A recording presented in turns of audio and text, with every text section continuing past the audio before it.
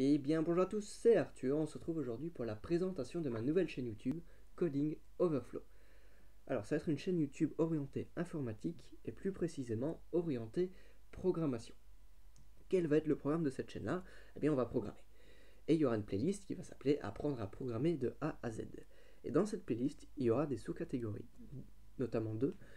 La sous-catégorie langage de programmation et la sous-catégorie divers. Je vais développer ça tout de suite.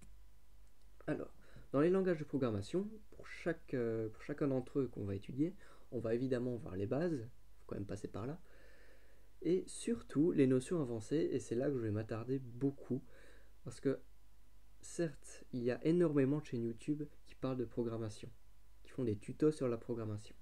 Mais je suis toujours resté sur ma faim, parce que j'ai l'impression qu'ils ne parlaient pas vraiment de beaucoup de choses. C'était vraiment juste les bases, et puis c'est tout.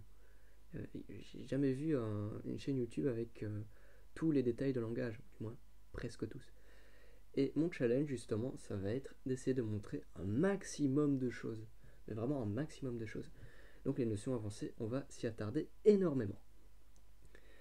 On va aussi voir les librairies annexes de ces langages-ci. Donc en gros, ce sont des fonctionnalités que les développeurs du langage mettent à disposition, mais qui ne sont pas forcément intégrées directement au langage. Je parle notamment à l'inclusion de header, mais bon, ça on verra ça plus tard. Il y a aussi la présentation de librairies annexes. Donc ça, en gros, je vais choisir sur Internet des librairies annexes, donc des fonctionnalités créées par la communauté qui orbite autour du langage de programmation étudié. Et du coup, je vais le présenter. Ça, je viens de le dire. Ensuite, dans la catégorie divers, on va avoir des outils d'aide à la programmation. Qu'est-ce que j'entends par là? Eh bien, c'est des explications supplémentaires qui vont nous aider à comprendre un petit peu plus la programmation. Ou alors, ou plutôt, des outils informatiques qui vont nous aider à programmer plus facilement, plus vite, plus aisément. Les vidéos vont être divisées en deux parties. En général, il y aura une partie théorique et une partie exercice. Sauf si la partie théorique est beaucoup trop longue, et bien dans ce cas-ci, je ferai deux vidéos. Une théorique et une exercice. Mais en général, je mettrai tout dans la même. Alors, dans les vidéos prévues, il y a déjà 4 types de vidéos. La représentation des données. Parce qu'en informatique, on manipule des données. Et ces données-là sont transformées par l'ordinateur en binaire. Parce que tout n'est que chiffres. Et du coup, les premières vidéos vont parler justement de la représentation binaire de notre système décimal. Et il y aura deux vidéos sur cette représentation des données. Pardon. Une qui va parler des bases du binaire, de l'hexadécimal, etc. Et une qui va montrer comment est-ce que c'est utilisé dans l'ordinateur. Ensuite, il y aura des vidéos sur le langage C, qui est un langage assez important, je trouve, qui est même primordial à apprendre au début. Et ensuite, on va voir le langage Python, qui est un langage mais juste agréable à en mourir. À mon avis, ça va être la plus grande suite de vidéos que je vais faire sur la chaîne.